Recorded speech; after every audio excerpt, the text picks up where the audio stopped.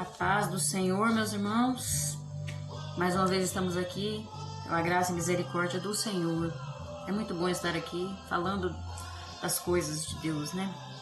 Eu me sinto privilegiada, grata por Deus, porque Ele é tudo nas nossas vidas e Ele que faz isso através de nós. Hoje nós vamos estar falando sobre a lição de número 7, que tem por título Confiança em tempo de aflição. Nesse tempo em que estamos vivendo momentos de aflição, momentos de medo, momentos de angústia, né? É preciso ter confiança no Senhor, e essa lição vai nos ensinar como firmar essa confiança. No texto áureo nos diz: em Deus tenho posto a minha confiança, não temerei o que me possa fazer o homem. Salmo 56, 11. A verdade aplicada nos diz: uma firme confiança no Senhor é resultado de uma experiência pessoal com Ele e fundamentada na palavra de Deus. Os objetivos da lição são apresentar o contexto histórico do Salmo 56, observar os aspectos da oração que Davi apresentou a Deus e ensinar que devemos ter plena confiança no Senhor. Textos de referência se encontram lá no Salmo 56, o verso 1, 3, 4, 5, 6 e 8. Se você quiser fazer essa leitura juntamente comigo, Salmo 56, verso 1, 3, 4, 5, 6 e 8. Então vamos lá? Nos diz assim: tem misericórdia de mim, ó Deus, porque o homem procura devorar-me e me oprime, pelejando todo dia. No dia em que eu temer, hei de confiar em ti. Em Deus louvarei a sua palavra. Em Deus pus a minha confiança e não temerei. Que me pode fazer a carne? Todos os dias torcem as minhas palavras. Todos os seus pensamentos são contra mim para o mal. Ajuntam-se, escondem-se, espiam os meus passos, como aguardando a minha morte. Tu contaste as minhas vagueações. Põe as minhas lágrimas no teu odre. Não estão elas no teu livro? Amém? Então vamos fazer uma oração para iniciar. E o motivo de oração citado aqui pela nossa revista nos diz: ore pela paz e segurança no país e que os cristãos tenham mais esperança. Então vamos orar juntamente comigo, se você puder ir na sua casa. Vamos elevar nosso pensamento até Deus e fazer essa oração. Senhor, meu Deus e eterno Pai, neste momento, diante da Tua presença, nós elevamos o nosso pensamento a Ti, Senhor. Nós, como falhos, Senhor, como pecadores que necessitamos da Tua graça, estamos aqui, Senhor, porque somos carentes da Tua palavra, somos carentes do Teu ensino, Senhor. E nós intercedemos nesse momento pela paz e a segurança em nossa nação, no nosso país, no meio do Teu povo, ó Deus. Senhor, que o Senhor venha estar fortificando a esperança no meio do Teu povo, restabelecendo essa esperança que às vezes até foi perdida, Senhor. Quantos estão em desespero, quantos estão em pânico, mas o Senhor é o Deus da paz, o Senhor é o Deus da segurança, e que o Senhor venha estar trazendo isso àqueles que estão necessitados. Nós necessitamos da Tua misericórdia, Senhor, que o Senhor esteja conosco, em nome de Jesus. Amém. Muito bem, vamos iniciar então agora com a introdução. As aflições fazem parte da vida cristã, mas não podemos ser paralisados por elas. O enfrentamento passa por uma firme confiança em Deus, que nos chamou para sermos seu povo e é poderoso para nos guardar até o fim. É preciso confiar em Deus em todo o tempo, né? Muito importante confiar. Esta lição vai estar pautada no Salmo 56.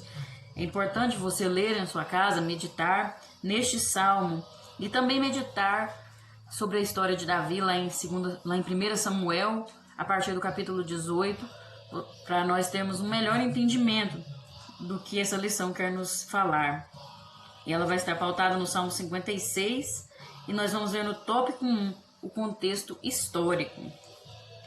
No Salmo 56, Davi expressa a situação complicada em que se encontrava. O medo em relação à circunstância que estava vivendo, marcada por ataques vorazes de seus inimigos, o levou a um profundo diálogo com Deus. Ele expressa ao Senhor sua esperança, sua súplica e seus medos. Embora fosse acostumado às batalhas, Davi estava fugindo de Saul, que planejava matá-lo. Nessa fuga, foi para Gate, cidade natal de Golias. Ele estava cercado, seja pelas ações de Saul, seja pelos prováveis ataques dos filisteus, a fim de se vingar da morte de Golias. Então, esse salmo está pautado aí no que Davi expressa, na situação em que ele estava vivendo, porque Davi estava fugindo de Saul, que Saul queria matá-lo, e nesse momento que ele passa por essa circunstância, ele não vê outra saída e vai até a cidade de Gate. Só que a cidade de Gate é dos filisteus, né? É onde moram os filisteus e eles são inimigos do povo de Deus. Inclusive, o Golias, que foi o gigante que Davi matou, era filisteu. Então ele estava meio que cercado. De um lado, Saul tentando atacá-lo, e aí quando ele chega em Gate, a cidade onde moram os filisteus, e ali eles poderiam até mesmo se vingar da morte de Golias. 1.1 vai falar o cântico das mulheres. Nós vamos entender o porquê que começou tudo isso na vida de Davi. Após Davi derrotar o gigante Golias, as mulheres de Israel vieram até Saul cantando. Saul feriu os seus milhares, porém Davi os seus 10 milhares. 1 Samuel 18:7. Ao ouvir aquela canção, Saul irou-se e passou a ter inveja de Davi. Lá em 1 Samuel 18:9. O espírito maligno apoderou-se dele e ele passou a perseguir Davi. Então, após Davi matar o gigante Golias, né, que todo mundo conhece essa história, mas se você quiser aprofundar mais, está lá em 1 Samuel, lá no capítulo 16, 17, se eu não me engano. Após Davi matar Golias, quando eles voltam, e aí o povo de Israel vence os filisteus, eles voltam para Jerusalém. Aí as mulheres começam a cantar essa canção, né? Que Saul tinha matado seus milhares, mas Davi tinha matado seus 10 milhares, né?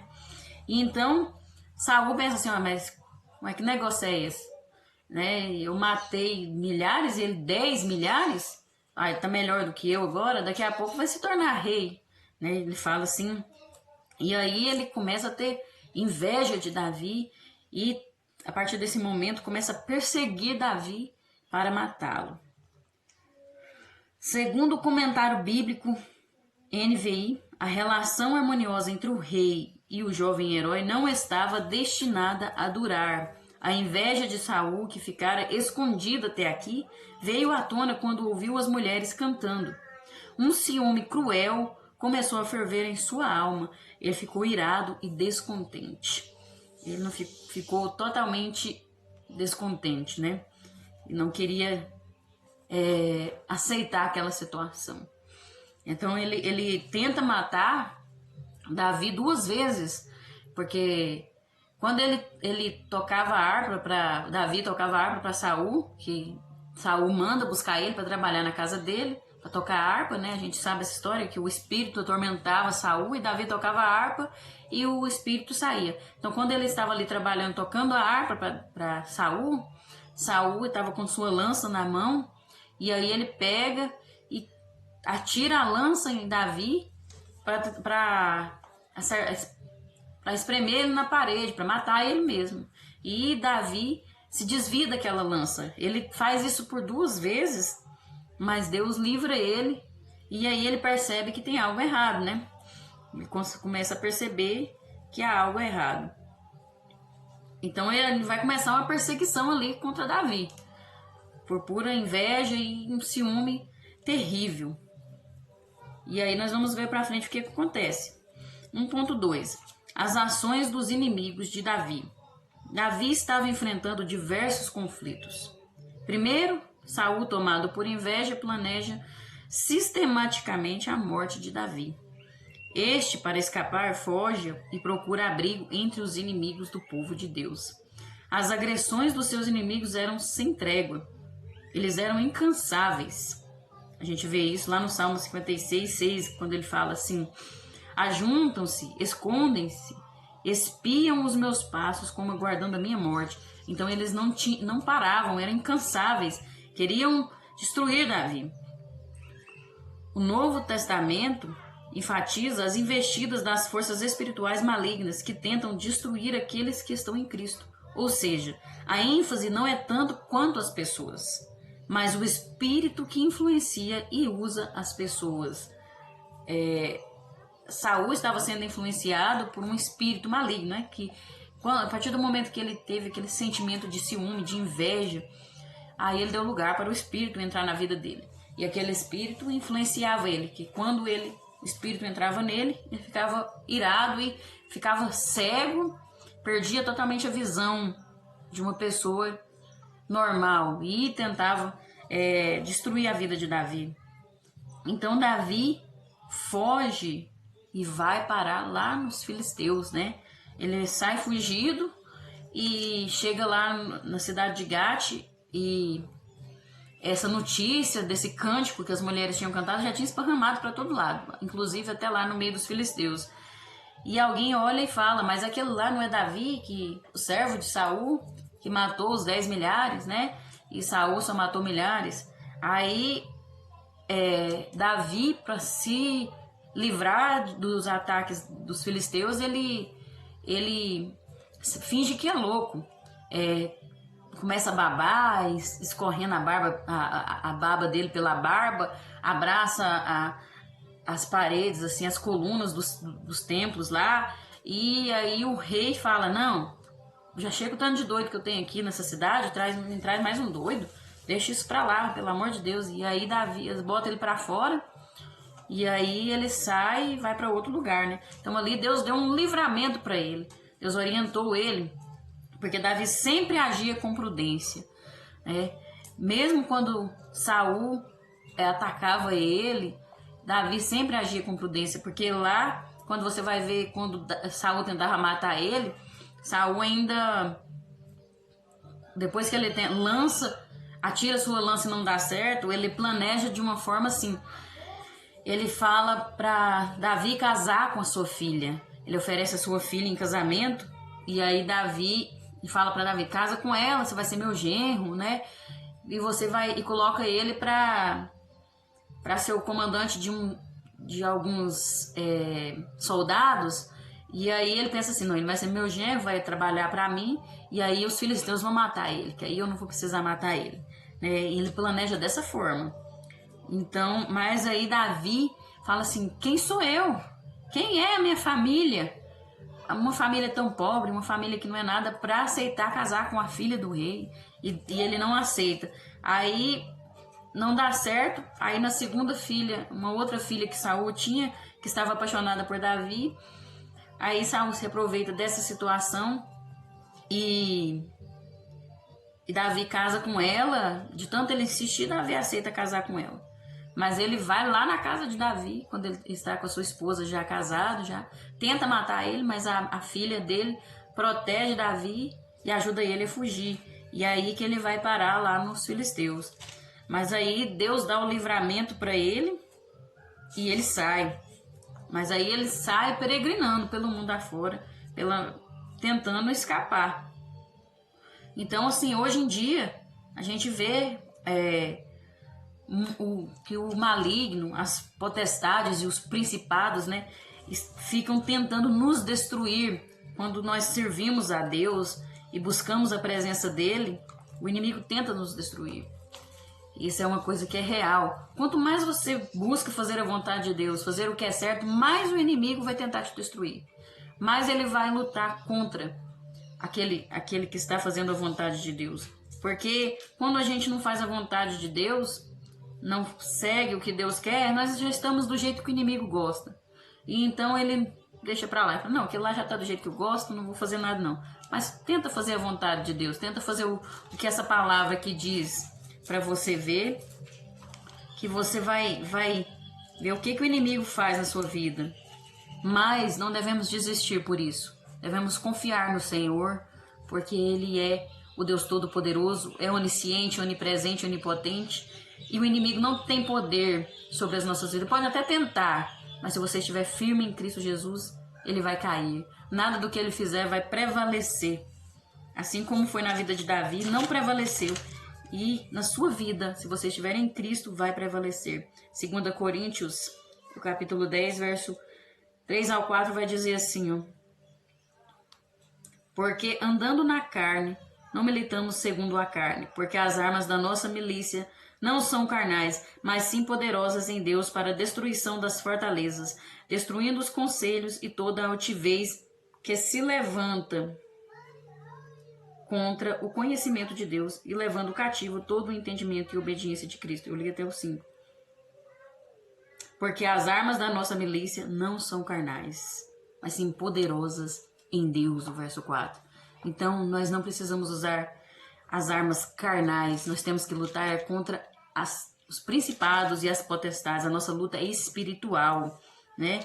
E como que nós lutamos? É orando, é jejuando, é buscando em Deus e confiando nele. Segundo o comentário bíblico de Matthew Henry, o único objetivo de Saul e dos demais inimigos de Davi era arruiná-lo.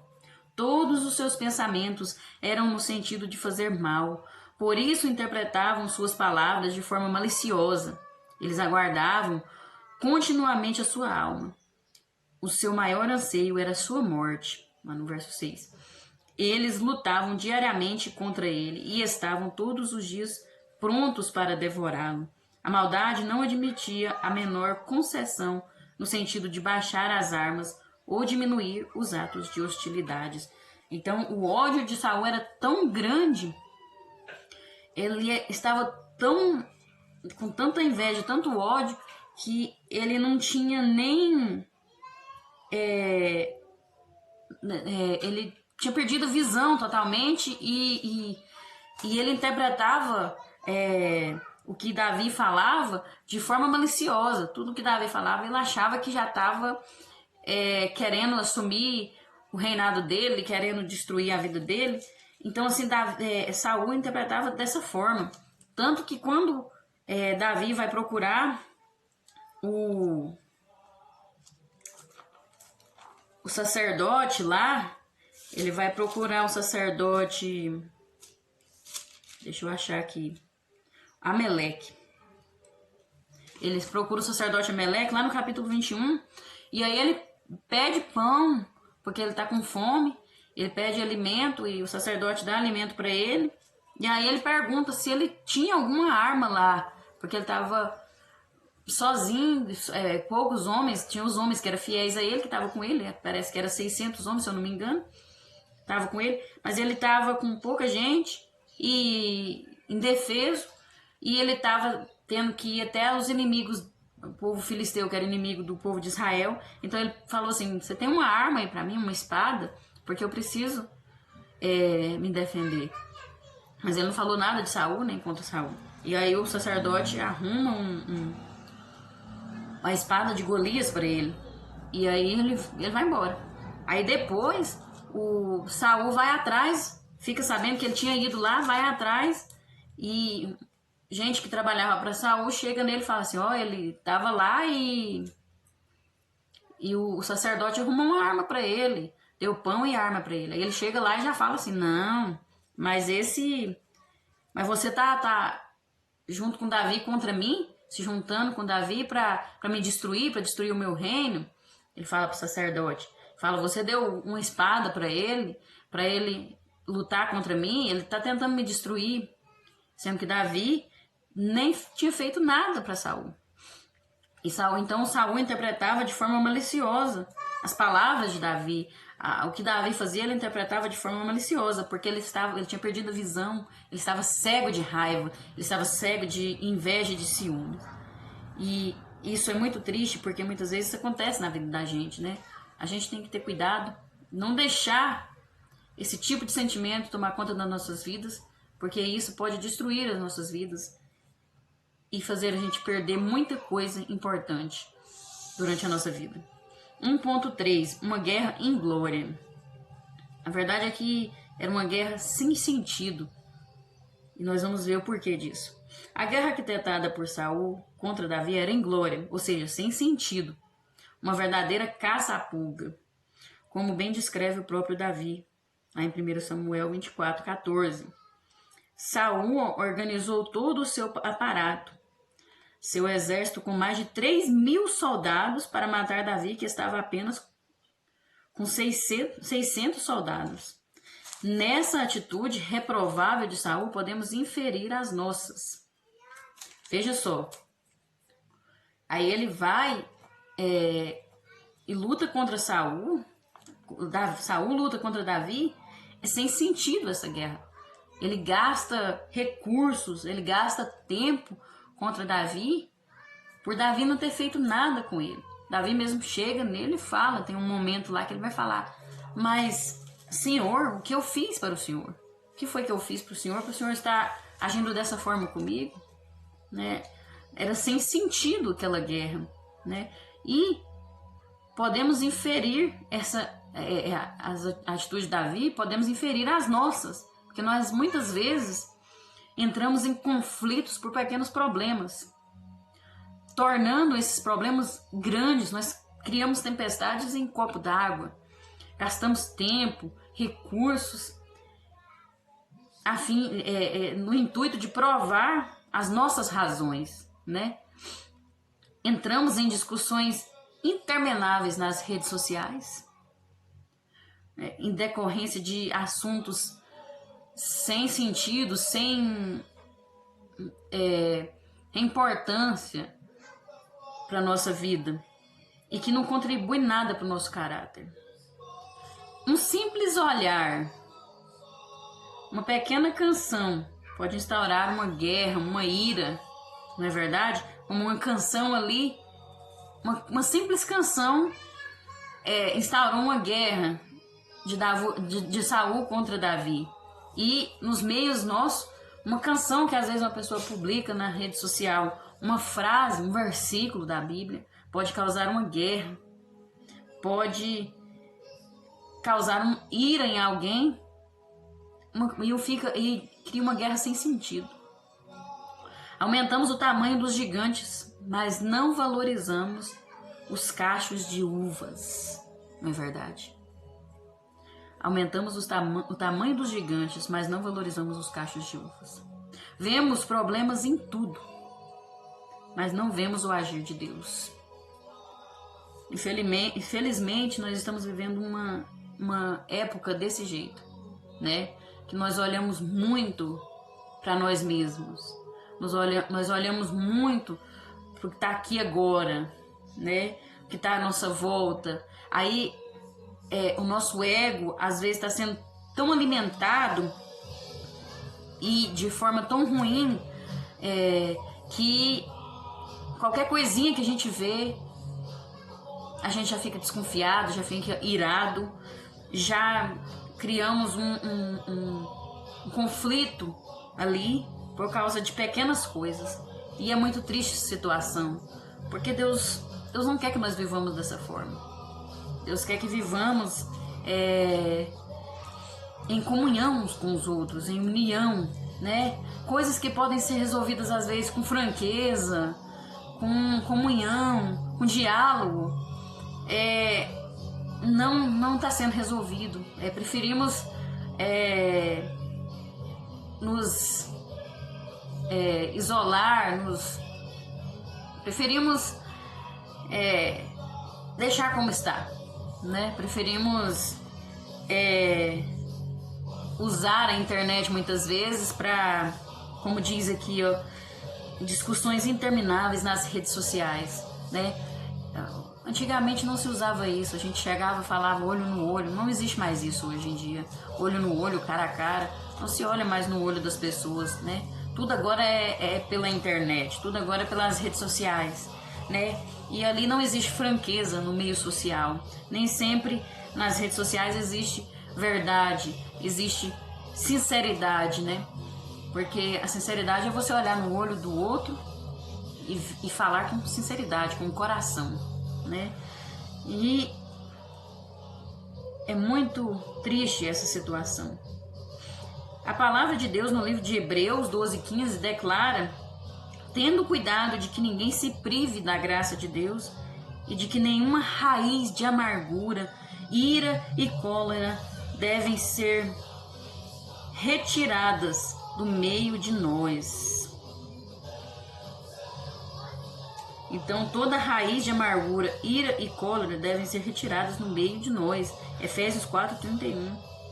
Esaú, ao ficar amargurado por ter sido enganado por Jacó, quis matar o seu irmão, né? Planejou matar. Caim, tomado de amargura, cometeu o primeiro homicídio, matando seu próprio irmão. É preciso ter cuidado com o que a ira pode causar. A amargura é como se fosse um veneno que você quer dar para aquela pessoa que você odeia, mas você bebe ele, entendeu? Você cria um veneno contra aquela pessoa, mas quem bebe é você. É isso que é a amargura, né? Então ela vai destruir, ela vai corroer tudo aquilo que existe dentro de nós. E não há espaço, se nós nos enchermos de amargura, não há espaço para o Senhor habitar. Se o Senhor não habita em nós, não tem como Ele curar as feridas, não tem como Ele limpar, liberar o perdão nas nossas vidas. Nós precisamos perdoar, nós precisamos liberar o perdão. Só liberando o perdão é que a raiz de amargura vai ser destruída. O perdão é você que decide se tem que dar. O perdão é nós que falamos: eu quero perdoar. Senhor, me ajude a perdoar. Eu quero perdoar. Então é muito importante isso. Que nós venhamos retirar toda a raiz de amargura das nossas vidas, né? Vamos buscar a Deus, que Ele pode fazer isso na nossa vida. Tópico 2. A oração de Davi. Nós vemos aqui. É interessante observar os aspectos da oração que Davi apresentou a Deus diante da circunstância que estava enfrentando. Ao observarmos a oração de Davi, poderemos extrair diversas lições a serem seguidas. Então, ali vai falar da oração dele, ali no Salmo 56, né? A oração que ele fez ao Senhor, né? Naquele momento de angústia. Imagina a situação que Davi estava vivendo. Não era fácil. Ele era uma pessoa que servia ao rei. Ele era uma pessoa que estava sendo usada por Deus para trazer paz à vida do rei. Ele era genro do rei. Ele era soldado valente do rei. E do nada, sem motivo algum, o rei, por uma coisa que ele nem tinha feito, né? Por causa de uma musiquinha, uma coisa que ele ouviu falar, ele ficou com raiva de Davi. Porque, na verdade, quem destruiu o gigante não foi Davi, foi Deus através dele, né? Foi Deus que estava na vida dele. E aí, do nada, Saul cria um ódio tremendo contra Davi, e Davi tem que fugir desesperado. Pensa no sofrimento que ele estava passando, porque era uma pessoa que ele gostava, ele tinha um respeito tremendo por Saul, porque o Saul era ungido de Deus.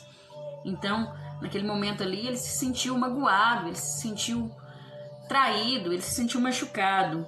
Então, aí ele vai e faz aquela oração. E no 2.1 nós vemos uma característica da oração de Davi, que é pedido de misericórdia. Davi pede a Deus que tenha misericórdia, pois pelejavam contra ele diariamente. A plena consciência do poder dos seus inimigos. O gigante agora era forte, voraz e persistente. A luta contra Golias e as feras enfrentadas no campo eram baixas em relação à perseguição arquitetada por Saul e seu exército e aos riscos encontrados quando se refugiou em Gate e esteve na presença do rei Aquis. Então, ele pediu misericórdia. Senhor, tenha misericórdia. Ele fala: tenha misericórdia de mim, ó Deus, porque o homem procura devorar-me e me oprime pelejando todo dia. 56, o verso 1. Então ele clama a Deus por misericórdia. Muitas vezes a gente liga misericórdia com pecado, né? Porque quando a gente peca, você pede, Senhor, tenha misericórdia de mim, porque eu pequei, eu falhei. Mas, assim como quem peca está sofrendo, quem sofre uma situação como essa que Davi passou, também está sofrendo uma angústia, uma perseguição. Então, a gente clama misericórdia. A gente não precisa clamar misericórdia só quando está em pecado, quando errou. Mas a gente tem que clamar a Deus misericórdia em todo momento de aflição, de angústia. Porque a misericórdia de Deus é algo que é muito forte na nossa vida, né? As suas misericórdias duram para sempre, né? Se renovam a cada dia. E em Cristo Jesus fomos feitos filhos de Deus, o qual também é chamado de Pai das misericórdias. Misericórdia é uma das mais marcantes características de Deus presente na Bíblia. Junto ao trono da graça alcançamos misericórdia, Hebreus 4,16, né? A misericórdia é algo que nós não merecemos, assim como a graça, né? A graça é o favor imerecido, e a misericórdia também é você ter misericórdia de alguém que não merece, porque nós não merecemos, mas o Senhor é rico em misericórdia e Ele nos concede isso. Misericórdia pode expressar a bondade de Deus, ou também, principalmente em relação àqueles que estão em dificuldades, ou também expressa a fidelidade do Senhor, né? Então, a misericórdia, nós precisamos clamar ela na nossa vida. Senhor, tenha misericórdia, porque ela fala da bondade de Deus e da fidelidade de Deus para conosco. Então, se você estiver num momento de angústia, de tristeza na sua vida, seja o que for, peça a Deus misericórdia, né? Seja qual for o momento da sua vida, o Senhor pode te conceder essa misericórdia se você clamar por Ele. No 2.2, outra característica: levas em conta a minha peregrinação. Davi está clamando por socorro. Para escapar da morte, ele precisou percorrer um caminho. Não foi um caminho fácil, né? E essa peregrinação foi marcada por lágrimas. Lá no Salmo 56:8, ele fala: Tu contastes as minhas vagueações, põe as minhas lágrimas no teu odre. Não estão elas no teu livro? Então, não foi fácil, foi um caminho marcado por lágrimas. Mas ele expressa que tem certeza de que Deus sabe da sua aflição e dificuldades, assim como do seu contínuo cuidado. Ele teve um cuidado, ele foi prudente, ele saiu de perto de Saul. Se ele quisesse atacar Saul, guerreado contra ele poderia, mas ele não, ele foi prudente, saiu de perto dele e percorreu um caminho com lágrimas, chorando e clamando a Deus: Senhor, lembra das promessas do Senhor na minha vida. Ele tinha certeza de que Deus sabia da sua aflição e dificuldades. Interessante a gente ver essas expressões aqui: contaste, põe no odre, estão no teu livro, né? Essas expressões, elas indicam não apenas o conhecimento de Deus, mas a atenção favorável que Deus tem para conosco. Deus não está desinteressado dos nossos sofrimentos, não está alheio aos nossos sofrimentos. Ele dá importância sim aos nossos sofrimentos, ele se coloca no nosso lugar, e ele consegue sentir o que nós sentimos. Quando Jesus esteve presente na terra, ele não só enxergava, mas ele tinha compaixão pelo sofrimento das pessoas. Essa é uma característica de Deus, né? Ele se importa conosco, ele se importa com o que você está passando, ele se preocupa com o que você está passando, e ele sabe muito bem o que você tem passado. Ele sabe toda a angústia, toda a aflição que você tem sentido. Muitas vezes é tão difícil a gente expressar para as pessoas os nossos problemas, as nossas dificuldades, porque muitas vezes nós não sabemos contar o que estamos sentindo, o que estamos passando. Mas o Senhor é o Deus que sabe todas as coisas. Ele é onipresente, Ele é onipotente, Ele é onisciente. Ele conhece todas as coisas.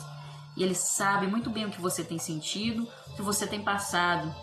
Ele tem colhido as suas lágrimas. Ele falou: põe no teu odre, né? Ele falou aqui, ó: põe as minhas lágrimas no teu odre. O Senhor é o Deus que guarda. A Bíblia diz que os anjos colocam as nossas lágrimas em taças, né? Então, o Senhor tem visto tudo que você tem passado. Descansa no Senhor, confia no Senhor. Que o Senhor é o Deus que conhece a sua vida e Ele sabe o que é melhor para você. Mas você tem que confiar e deixar nas mãos dEle. Tem que confiar de verdade. Deus é poderoso. Glória a Deus. Nós estamos aqui falando disso e Deus está falando, tocando na sua vida. Se você crê, o Senhor pode curar essa ferida, às vezes essa amargura que está aí na sua vida. O Senhor conhece o que você passou, o que você tem passado. E Ele quer fazer algo na sua vida, basta você dar lugar, confiar no Senhor. No 2.3, ele também, mais uma característica da oração, ele pede: faça a tua justiça. Né? Davi indaga ao Senhor se os seus inimigos escapariam. Lá no Salmo 56:7, ele diz: porventura escaparão eles por meio da sua iniquidade? Ó Deus, derriba os povos na tua ira. Então ele pergunta.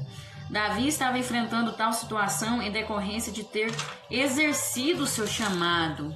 Né? Foi Deus que mandou ele lá e derrotar o gigante Golias. Era o chamado dele. Né? Não praticara qualquer ato para dar ensejo à fúria de Saul. Como eu disse antes, né? Ele não fez nada contra Saul, não fez nada para, nunca falou nada para Saul. Inclusive ele tocava a harpa e acalmava, através dele o espírito de Saul saía. Este, por sua vez, Saul, irou-se apenas por estar contaminado pela inveja. Nada justificava a fúria dele. Agora Davi pede a justiça de Deus. É preciso ler os textos que expressam pedidos de justiça nos Salmos sem deixar de considerar o ensino e a orientação do Novo Testamento. Veja, é importante a gente ver que lá em todo o livro de Salmos você vai ver muitos pedidos de justiça. Senhor, faça justiça, né? Que a tua justiça, a tua ira seja derramada e tal. Mas a gente não pode esquecer de ler o Novo Testamento e fazer uma ligação, né, do Novo Testamento com esses pedidos de justiça, porque o Novo Testamento ele não reduz o papel do julgamento, mas ele também não aumenta a gravidade do julgamento ali. Ele não diminui nem aumenta a gravidade do julgamento. Ele não cria uma esfera particular para mim mesma, entendeu? A justiça. Senhor, faça justiça sobre os meus inimigos. Ele quer dizer assim, nós não podemos colocar a justiça, comparar a justiça de Deus com a nossa justiça, né? Porque às vezes a gente vai orar e fala: Senhor, faça justiça naquela vida, aquela pessoa tem feito isso para mim, faça justiça. Nós oramos dessa forma, né? Achamos que a nossa justiça é a justiça de Deus, que Deus vai agir da nossa forma, né? Faz aquela pessoa pagar, Senhor. Faz aquela pessoa pagar o que ela fez para mim. Não é dessa forma, né? A justiça de Deus é totalmente diferente da nossa. A nossa justiça é comparada com um pano de imundície, que era um pano que eles usavam na menstruação, antigamente, que as mulheres usavam. Então a nossa justiça, a justiça humana, é comparada com isso. Ela não vale nada, é uma nojeira. Agora a justiça de Deus, sim. A justiça de Deus é verdadeira. A justiça de Deus, ela faz a diferença. Então nós não podemos pedir justiça pensando dessa forma, pensando só em mim mesma. Não, para mim, faça justiça para mim, Senhor. Faça aquela pessoa pagar para que eu seja justificado. Não é dessa forma que Deus age, né? Tiago 1:20 vai ensinar, porque a ira do homem não opera a justiça de Deus. Se você tem ira e pede justiça de Deus, Deus não vai operar. A gente tem que entender que Deus não está a serviço dos nossos devaneios. É verdade que os constantes ataques pode nos causar ira, amargura, né, mágoa, angústia, mas é necessário descansarmos no Senhor, né, deixando que Ele exerça a sua justiça. A justiça de Deus, o que ela faz? Ela separa o falso do verdadeiro, o joio do trigo. as boas obras das más obras. É isso que a justiça de Deus faz. Ela traz à tona aquilo que estava no escuro. Ela traz, a luz traz e reflete, né? É a luz, Jesus é a luz do mundo. A justiça de Deus brilha no meio das trevas. E é isso que Deus faz. Então nós temos que ter cuidado ao orarmos e pedirmos a justiça. Deus conhece a intenção do nosso coração. Precisamos estar com o coração limpo, estar com o coração quebrantado, sem ira, sem contenda, sem amargura para pedir, fazer uma oração como essa e pedir justiça. Então vamos lá no tópico 3, né, vai falar confiança em tempo de crise. Ao escrever este salmo, Davi demonstra atitudes que revelam a confiança no Senhor em tempos difíceis. A confiança é pressuposto da oração. Ao dobrar os joelhos diante da face de Deus, é preciso fazê-lo com fé, tendo certeza do agir de Deus. A experiência de Davi alimenta a nossa confiança no Senhor, porque ele fala que ele, com certeza, que o Senhor sabia o que ele estava passando e que ia agir em favor dele, né? Nós vemos aí, lá no verso 11 mesmo, fala: em Deus tenho posto a minha confiança, não temerei o que me possa fazer o homem. E ele fala: no dia em que eu temer, hei de confiar em ti. Tá no verso 3, né? 3.1. Louvor à palavra de Deus. O salmista declara que em Deus louvaria a sua palavra. Salmo 56, 4, né? Nós vimos isso. Em Deus louvarei a sua palavra. O termo é sinônimo de gloriar-se na palavra do Senhor.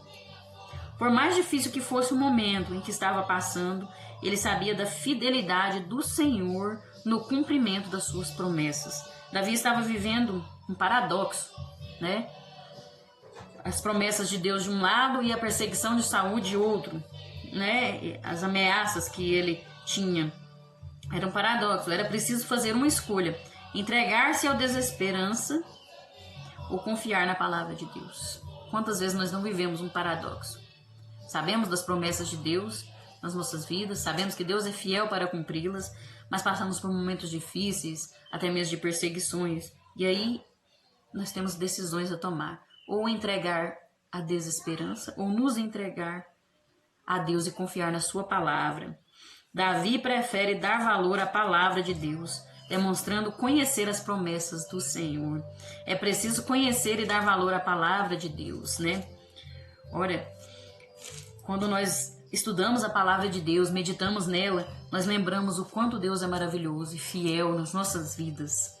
E aí, mesmo que venham as lutas, venham as tempestades, quando você está alicerçado no Senhor, você tem plena confiança de que aquilo vai passar, de que o Senhor está conosco no barco. Esse salmo nos fala muito de relacionamento com Deus, né? Aquele que tem um relacionamento com Deus, ele tem plena confiança no Senhor, mesmo em meio ao caos, mesmo em meio à tempestade. Ele sabe que Deus é com ele. E com isso ele louva a palavra de Deus. Ele louva a palavra daquele que é fiel e justo para cumprir, né? É muito importante isso. 3.2. O medo não prevalece diante da confiança. O salmista declara: no dia em que eu temer, hei de confiar em ti. 56, Salmo 56, 3. Há um paradoxo, novamente: temor versus confiança, né? Agora, nesse temor aqui, na outra lição nós falamos de um temor que é quando a pessoa tem medo. Esse temor aqui está no sentido... Não, na outra lição eu falei de temer a Deus é respeitar, né? Desculpa. Porque tem vários sentidos a palavra temor. Mas aí, nesse sentido aqui, temor aqui vai falar de medo mesmo. Quando a pessoa está com medo, em pânico, né? Então, assim, aí tem um paradoxo. Temor, medo, né, que é o medo, ou confiança, né? Como que a gente vai lidar com isso? Há uma relação dinâmica entre o medo e a confiança. Sinto medo e por isso preciso reagir, porém de que forma? Medo todos nós sentimos, né? Somos seres humanos, né? E nós sentimos medo, temos medo do futuro, temos medo do desemprego, temos medo da doença, da violência. de enfrentarmos novos projetos, temos medo da verdade, de assumir o nosso chamado que Deus tem nas nossas vidas. Temos medo. Mas aí vem a pergunta: de que forma eu vou reagir diante do medo? Eu vou entrar em pânico? Eu vou me desesperar? Eu vou me esconder, como foi Elias, que foi para uma caverna, né? Ele ficou com medo de ser morto e foi para uma caverna. Eu vou retroceder, como foi os israelitas, né? Quando ouviram falar dos gigantes na terra prometida. Não, nós não vamos, eles vão nos destruir. Não posso desistir, não posso fazer o medo me paralisar, né? O salmista, ao deparar com essa situação de medo, ele sobrepôs o medo por meio da confiança em Deus. Eu tenho medo, mas no dia que eu tenho medo, eu confio em Ti. Confiei em Ti, Senhor. O medo faz parte do ser humano, né? O medo pode impedir o nosso crescimento e por isso nós precisamos superá-lo. Em vários momentos, Jesus disse para que não tivéssemos medo. Muitas vezes o Senhor falou isso, né? Lá no Novo Testamento, o anjo disse a Maria: não temas, né? Os pastores, o anjo falou aos pastores de Belém: não temais. Jesus disse a Jairo, quando a sua filha de 12 anos havia morrido: não temas. Aos discípulos que estavam enfrentando a tempestade marítima: não temais. Aos 3 discípulos que estavam com ele no momento da transfiguração, ele disse: não tenhais medo. Né? No Antigo Testamento, Moisés disse ao povo para que não tivesse medo quando nas pelejas. Também diz: ser forte e corajoso, não tenha medo. O Senhor disse muitas vezes: eu sou contigo, não tenha medo, não se apavore, não se desespere. Eu sou o Deus que tudo pode, o Deus onipresente, o Deus onisciente e onipotente. Eu tenho todo o poder e eu estou contigo por onde quer que você vá. Confie no Senhor, não tenha medo, não deixe o medo te dominar, né? Confia no Senhor, por mais que venham as adversidades, por mais que venham as aflições, por mais que tenha uma doença que está matando, né? Uma pandemia e as pessoas estão entrando em pânico. Não tenha medo. Aquele que está no Senhor não precisa ter medo. Confia no Senhor, se apegue a Ele, que Ele vai estar contigo, Ele vai te proteger. E se por algum momento, que nós somos seres humanos, estamos sujeitos a tudo, alguma enfermidade chegar na nossa vida, se chegar na minha vida, eu vou dizer para vocês, se chegar na minha vida essa enfermidade, eu confiarei no Senhor. E se Ele quiser me levar desta terra, eu continuarei confiando no Senhor, porque eu estou aqui de passagem, o meu alvo é o céu. E se o Senhor quiser até me levar dessa terra, porque nós não somos imunes, irmãos, nós somos crentes, mas não somos imunes a essas coisas, né? Nós temos que obedecer, ser obedientes às normas, obedientes à palavra de Deus, mas nós não precisamos temer, porque Deus é o Deus que está conosco, é Deus conosco, Emanuel. Desde o nascimento, né? Jesus recebeu esse nome porque Ele está conosco. E o 3.3, a confiança que move a oração. É importante o fato do salmista, mesmo com medo, orar. Olha que importante. A oração ela é primordial nas nossas vidas. Primeiro ele pede misericórdia, para a seguir apresentar ao Senhor a questão e louvor, fazendo menção da palavra de Deus. Então ele faz uma oração. Primeiro ele pede misericórdia de Deus, e depois ele faz menção da palavra de Deus e louvor. E aí ele apresenta a questão que ele estava passando, e ainda louva a Deus, né? Muitas vezes nós oramos e só pedimos, nós não louvamos a Deus, nós não glorificamos o seu nome, nós não louvamos a sua palavra, nos lembramos dessa palavra maravilhosa, né? E só queremos pedir, né? É a oração micro-ondas, tem que ser na hora e pronto, faça uma campanha de 7 dias e aí em 7 dias tem que acontecer. Não é dessa forma. Não é dessa forma. né? Tal construção da oração faz nos lembrar de Filipenses 4, do 6 ao 7. Paulo exorta para não sermos dominados por demasiada inquietação, mas orar e suplicar com ações de graças. É importante notar que o salmista também menciona ações de graças, assim como Paulo, né, orientou. A nossa confiança no Senhor precisa nos mover a oração com gratidão, e assim nós vamos desfrutar da paz de Deus, mesmo que as circunstâncias sejam contrárias, né? É um diálogo. A gente não precisa, a oração não tem que ser uma coisa monótona, tem que ser um diálogo com Deus. Ele está pronto para nos ouvir, né? Ele quer ter diálogo conosco. Esse salmo fala muito de relacionamento, é você ter relacionamento com Deus, é você ter comunhão com Deus, né? A gente precisa ter Deus nas nossas vidas dessa forma, porque assim nós vamos desfrutar. Quem vive dessa forma, desfruta da paz de Deus.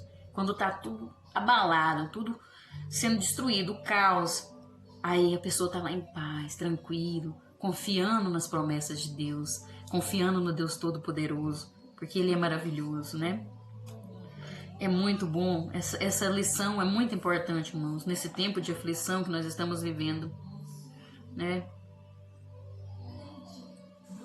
E vamos para a conclusão, então, né? Essa foi grande, viu, essa lição. Eu enrolei, mas Deus é maravilhoso, é bom demais falar do amor de Deus, né? Então vamos para a conclusão. Que o Espírito Santo nos ajude a conservarmos uma firme confiança no Senhor, mesmo diante de tantos desafios, e prosseguirmos na jornada cristã, sabendo que os propósitos de Deus prevalecerão na vida do seu povo. É importante lembrar disso, né? Confiar em meio às aflições. Confia no Senhor. Lembre que no final o povo de Deus e o reino de Deus vai sair vitorioso. A palavra de Deus nos garante a vitória, né? E não importa o que aconteça, se a nossa vitória está demorando a chegar, não importa. Confia no Senhor. Tudo tem o tempo de Deus. Seja aqui na terra, seja lá no céu, a nossa vitória está garantida. Nós sabemos que um dia o Senhor virá, está muito perto essa vinda, e vai concluir o reino dele, e vai concluir a nossa vitória sobre todas as coisas, sobre todas as dificuldades, sobre todas as lutas, e não vai haver mais nenhuma dessas lutas, enfermidades, aflições. Nós vamos estar em paz, totalmente ligados ao Senhor, e isso vai ser maravilhoso. Então confia no Senhor, descansa nele, busque em oração, mas não só uma oração superficial, mas um diálogo. Tenha diálogo com Deus, tenha relacionamento com o Senhor, e você vai ter paz em meio à guerra. Que Deus abençoe a todos e fiquem na paz de Deus. Até a próxima. Amém?